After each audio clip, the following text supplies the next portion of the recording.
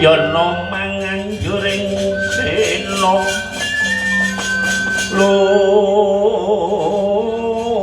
lumaku mangucap simbarwa dodo jambar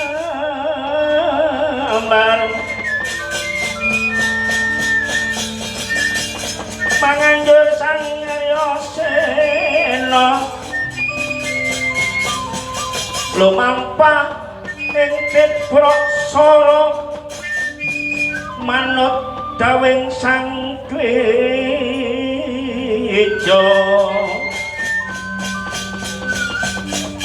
denya mata aji bandung bandasa prapteng don kang sinebya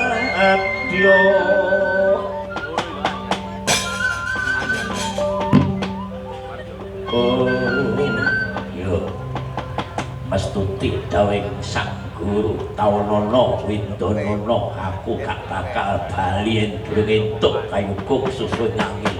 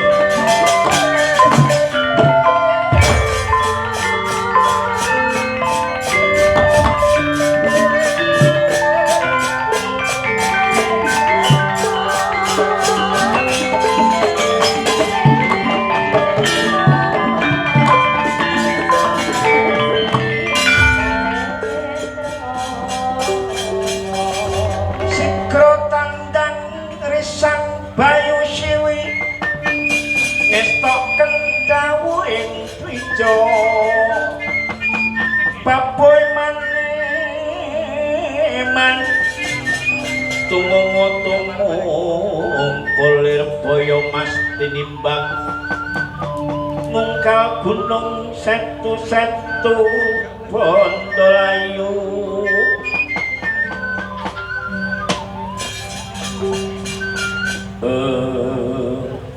wah apa iki sing diarani Gunung Candramuka ya senadyan katone gawat kaliwat-liwat coba tak golekane kayugung susu ing angin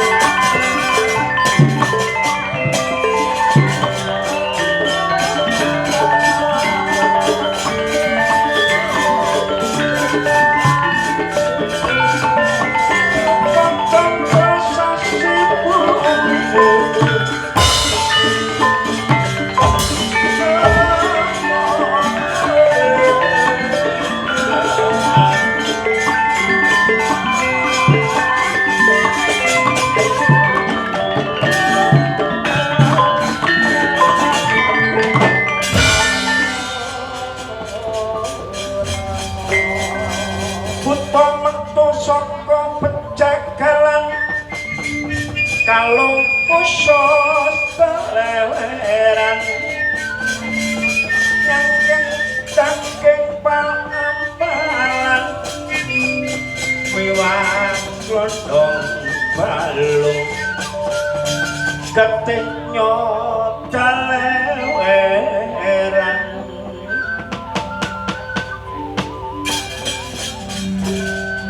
Yai Lukmoko apa Kakang Lukmoko kowe lan aku nuju nampa pidana saka pukulun Bathara Guru kowe disedake dadi raseksa mapan ana ing Gunung Candramuka monggo pirang-pirang candra kewane padha entek padha dipangan awake dhewe monggo sorana kewan sing salah kuwi awakmu sababe mestine sing dipangan iki kewan lanang-lanang lah wong kewan wedok ya kok pangan mulane ora iso manak lah wetekno ya saenenge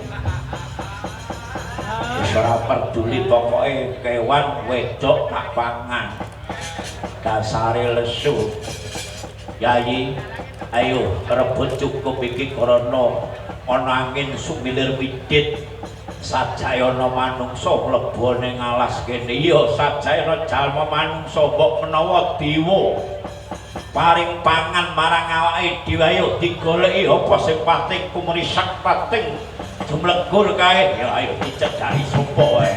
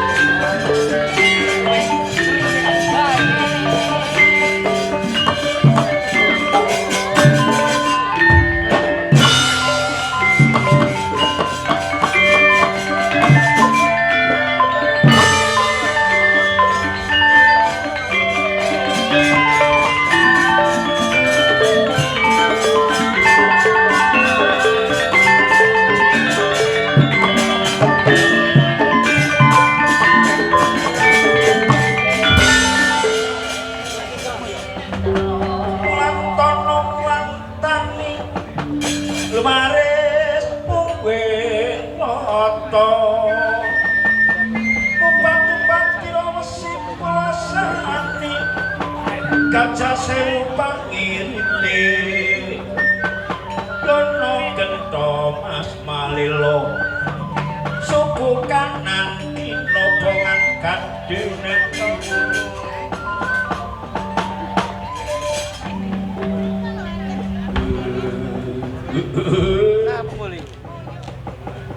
Ana satriya kemawani mlebu alas Tigrasara ngaku sapa jenengmu ayo ngaku sapa jenengmu wah tabuh marang aku jenengku Werkudara balik awakmu sapa sing pawreksa alas Tigrasara aku Dityakala Rumuka aku Rumakala kowe mlebu alas golek yopo ndungkari kekayon jeboli watu ana paring gawe apa Pastuti dawuh guruku Bapa Druna. Dikongkon goleki kayu gung suswe angin mapane ana Gunung Candramuka kene. Ndok kene gak ana sing diarani kayu gung suswe angin. Sing enek mung kayu jati kamper. Mongko kayu-kayu wis padha digrajeni karo wong. Usana nek banjir katut ngakuni darene iki mung ketrak banjir nyatane akeh kayu-kayu sing digraji kuwi pola menungso sing angkara murka. Kene gak ana kayu bungsu sing angin. Jarene guruku mapan ana ing kene. Kula mikira, oh ya nek pancene awakmu meksa golek kayu bungsu sing angin mlebu ana cangkemku ana waduk ketemu kayu bungsu sing angin ya mlebu ana cangkemku kene kuning waduk bakal ngerti papan kabagyan diarani swarga. Swarga ya apa sarwalega. Nek neraka iki sing diner gak teko wis to timbang mati besok ayo saiki manuta tak kala wangsa ya yen arep sapi ada kala wangsaku tau papake kaya dene walang nek arep totol titik nyeletak jo kaget lho wane karo aku sing tak wedeni apamu oh lah gedemu cilik dhuwur mendek obat kabuto kaya tapak angin kekejer kaya manuk belanjangan ayo sambat tolong bamu dino samangku bakal tapak yanta kamu ayo bebasan kesit kaya tatit kaya dali nyampar baju leno pangindawak dikit siung pengampit tak sambil ke pundak goreokan beledok padamu ayo maju awas awas loh wani aku ayo maju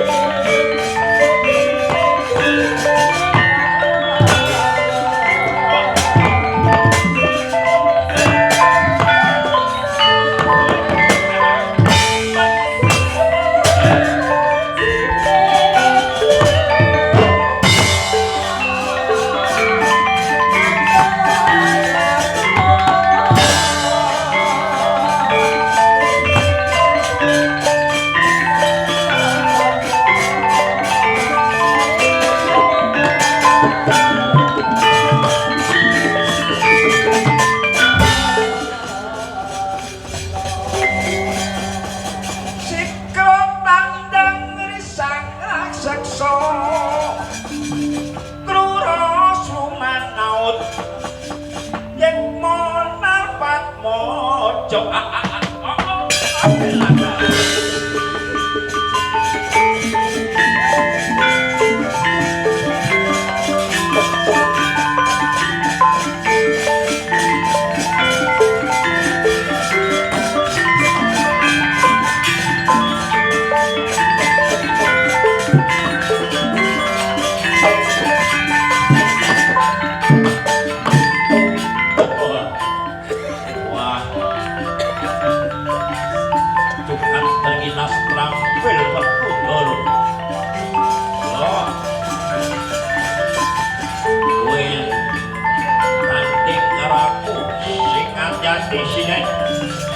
ayo sekarang aku ben semangat najan aku wis tuwa jenengku tetep Taruna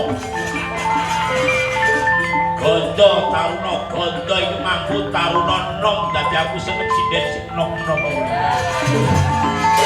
ayo sekarang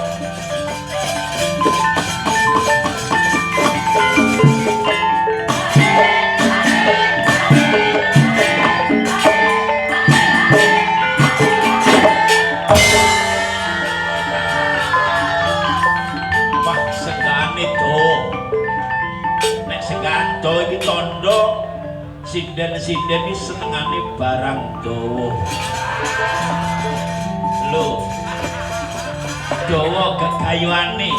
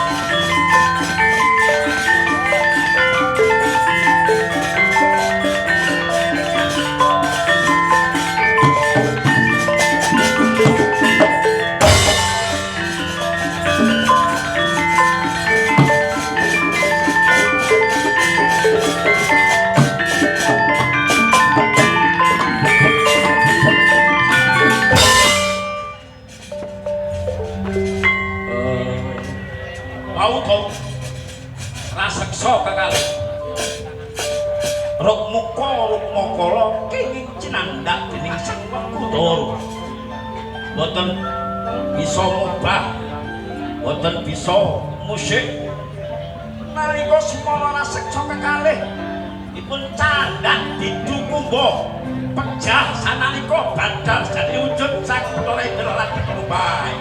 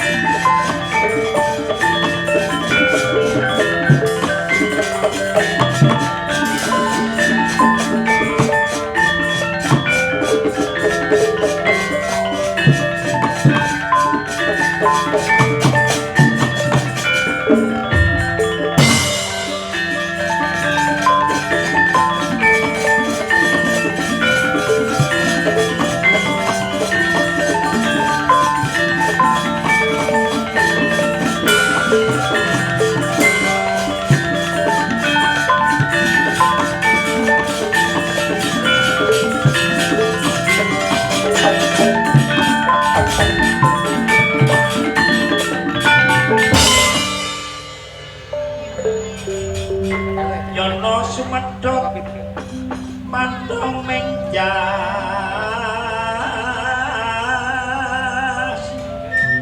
Sang Hyang Indra arsa ngandika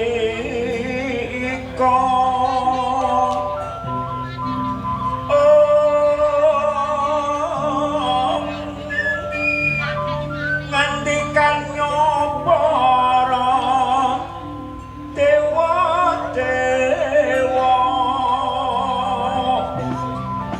mangkono sang Werkudara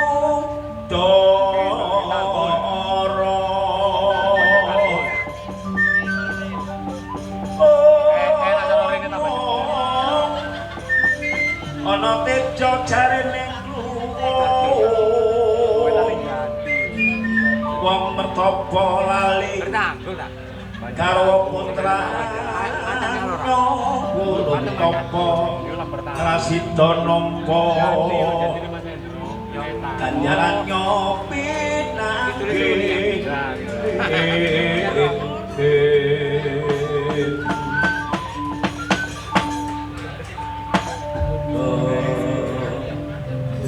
Kuluk ger Bratasena ulun nelake gunging panuwun ingkang tanpa pindan yektine kang dadi raseksa Rupmuka lan Rupmakala ulun Bathara Indra kalawan kakang Bathara Bayu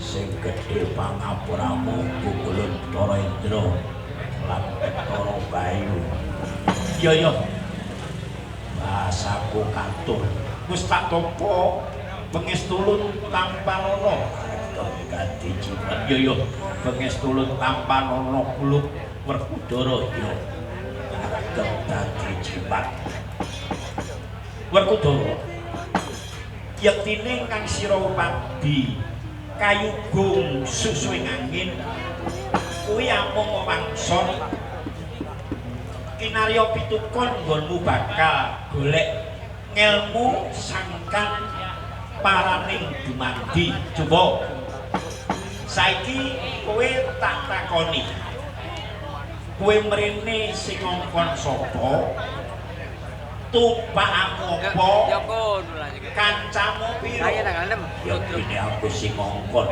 Bapa Durna aku selawase ora tau numpak yen numpak gajah lempong numpak sepak pacaran jarane mudah Aku amung nang butut bisane aku karo lumpat. nang kulon Aku ora nganggo kanca aku ijin. Kuwi kleru. lewat kena Yektine yen jeneng sira niate golek ilmu kudu weruh ngerti pitakonku. itu wae Kowe mrene sing ngongkon sapa sayektine dudu sing ngongkon Pendhita Durna nanging sing ngongkon angen-angen utawa karep. Nadyan dikongkon gurumu Pendhita Durna ning nek kowe ora duweni tekad, ora duweni karep, ora bisa tekan ana Gunung Candramukha. Tumpakmu apa dudu kreta, dudu gajah nanging tumpakmu urip. Nadyan kowe nang endi wae numpak kereta yen ora urip apa ya iso tekan kene. Ren, kalau bakso. Tumpakmu urip, tanggane urip sing ketika tak dunungke bab kayu gum susu ngangin kancamu pira sejatine kowe duwe kanca kancamu iki nafsu patang perkara ya kuwi luamah ingkang senengane ngongso karep dunya donya ora gelem rekoso amarah senengane tukar padu pitenangan yoyo supaya senengane milik kan wajibane jemen nafsu asmara mogak-mogak tur sijuk babak banyu bening mut mainah mung senengane suci kuwi sing suci jaba Gusti dadi dudu kanca-kanca menungso nanging kancane nafsu menungso yen ora duwe nafsu ora bisa ngubah nasib ora duwe karep kowe tak jarwani sing diarani kayu gum susu angin. Kayu iki kayu utawa urip utawa kenangan gegayuhan gum luhur. Dadi urip dari gegayuhan luhur ngerti asale mung lantaran bapa biyung. Mula kudu ngabekti Rama Ibu sing dadi lantaran tumitah. Ngabekti marang para sepuh sing paling dana rasa, ngabekti dulur tuwa ingkang dadi gantine wong tuwa, ngabekti kalawan guru sing paling kepinteran, ngabekti kalawan ratu sing bawake dasare panca pranawa ya panca sela kinayon urip.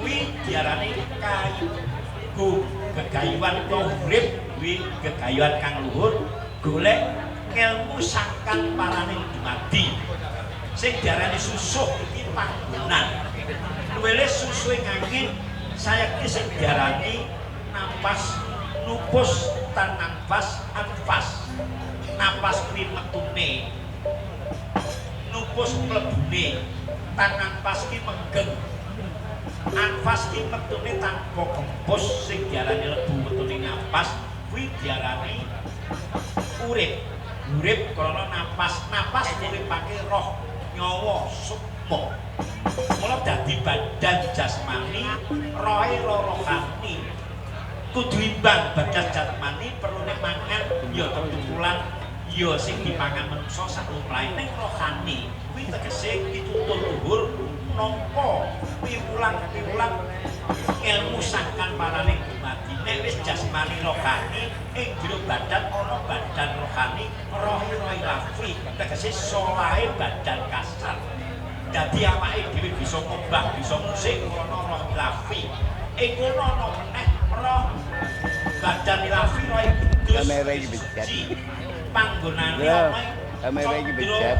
kok yo kene iki mripat aja nyawang sak ornane pamrih kuping aja ngrungokne alane ngiyang tutuk aja waton muni sing waton grana paugeran sing ana kanggo lebutune napas kuwi dienggo eling dienggo dikir sebab mula yen semadi maladene aja mandeng grana kudu gak kero nanging mindeng nek mindeng anut lebutune Bajra Hirawana lebutune napas tondo yen bisa urip ngrasake suci bening tanpa kantha warna cahya wujud mula sanepane kowe bisa nurake nafsu loro luamah lan amarah sesingone rukmuka lan rukmakala ya ulun iki Bathara Indra iki ratune ngati tekse ratu iki raket Tuhan tekse kowe dunung nek wis ngerti dununging napas kan ya kono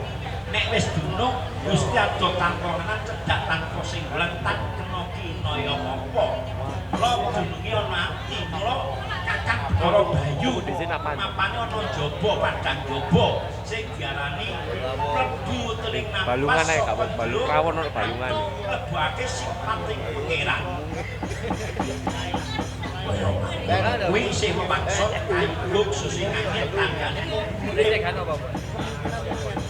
najan mripat merem kuping ora krungu tutuk ora iso lumadi ning ambekan ora tau mandeg ya kuwi sing diarani Gusti kuwi ora sare lane ngrasake lebih dari napas diarani ngerti gunung kayugung susing angin saiki kuwi bali kowe bakal tak paringi sesutya ampal banyu lan sesutya ampal yo sawanci-wanci kowe manjing ana tenging samudra ora bakal keremis ora daging mono pirsa marang gurumu Pendeta Durna njaluk pamit pangestu wis tak jaluk tak pangestune kaya lining tirta narkoda ya wedara semodo sing dadi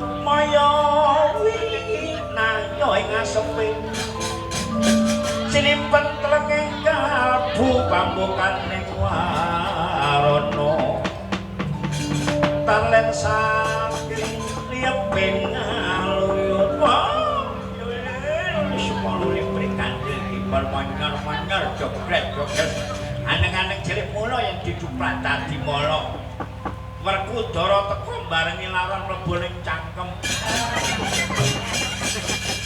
ya ora dadi boyo pangapa Kertasena mawa Prabawangin kowe bali nemoni bapak gurumu piye kabare nggonmu golek kayugung susung angin ya antuk pamujimu aku wis bisa nemokne kayugung susung angin lho nek wis bisa nemokke apa wujude ora wujud kabeh mau wangsul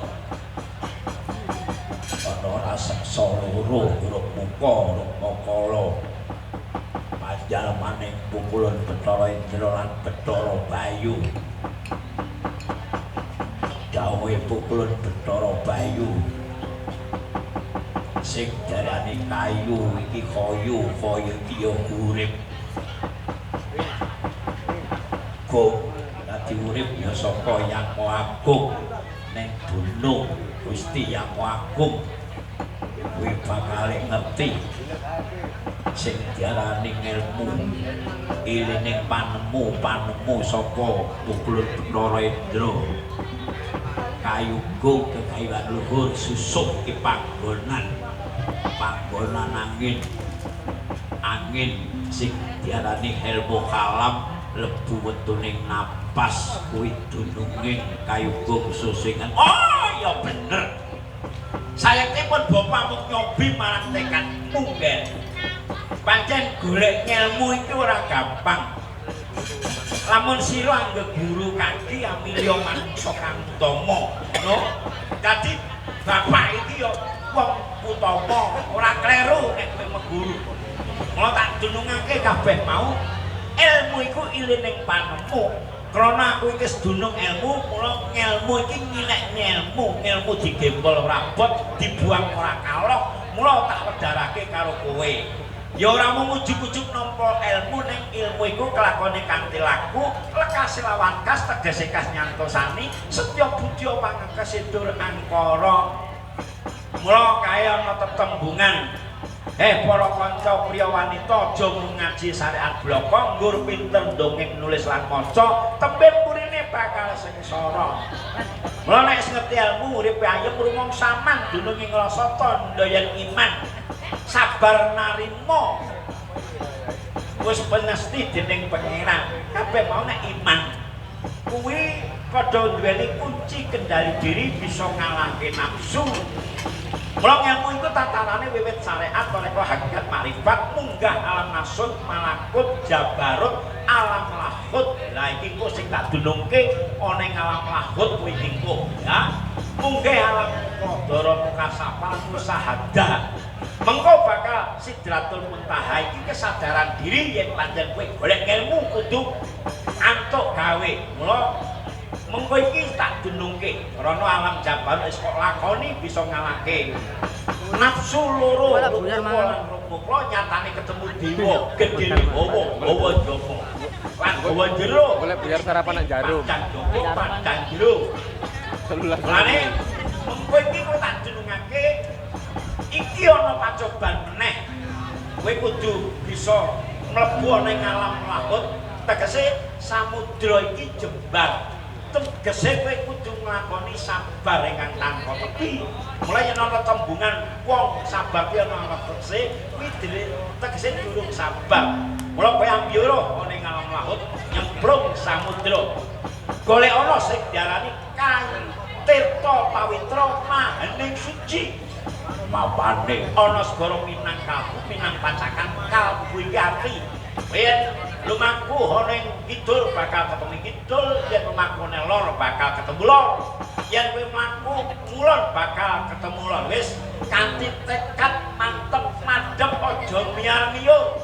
Golek ana nganti ketemu tak pangestoni kaya ini grojokan banyu sekedho. Saking bantere. Muga-muga entuk gawe wis budhal golek kayu sing diarani Tirta Pawitra Mahaning Suci ana ing segara kidul ya segara Pacikan ya segara Minangkabau ya lu pamit ya tak pamit ya.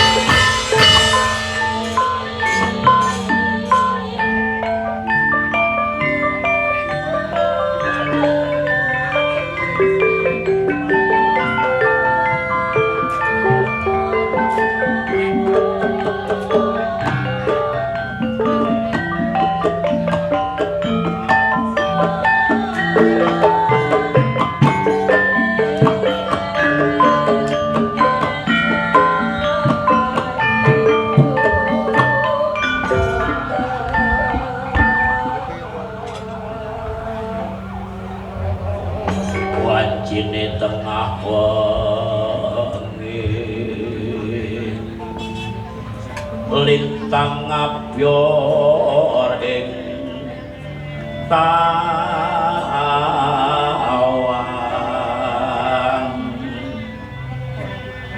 sumunar anyunari bawono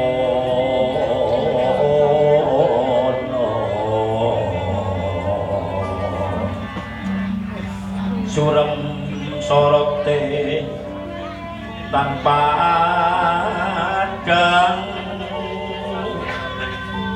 kutu-kutu walang atoko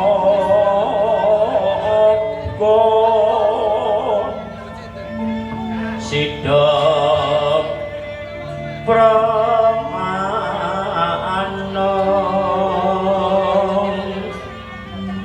dapon ono kang nalise among swaraning pratangga manganyut-anyuting jiwa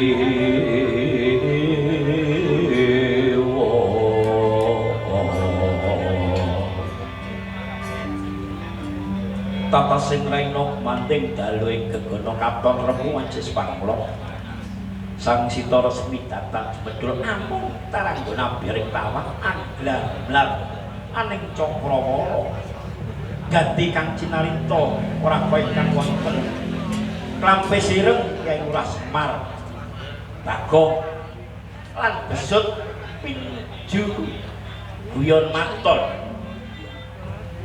miting klopo jawa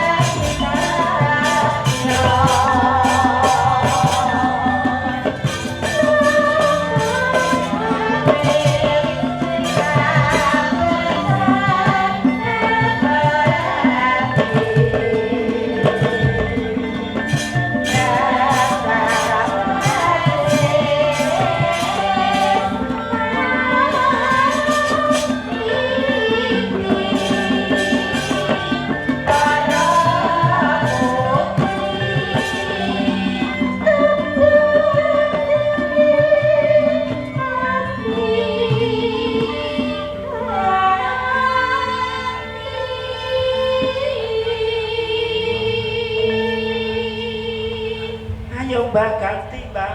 Oh iya sik ngenteni sak lagu. Ya kentenan. Iya.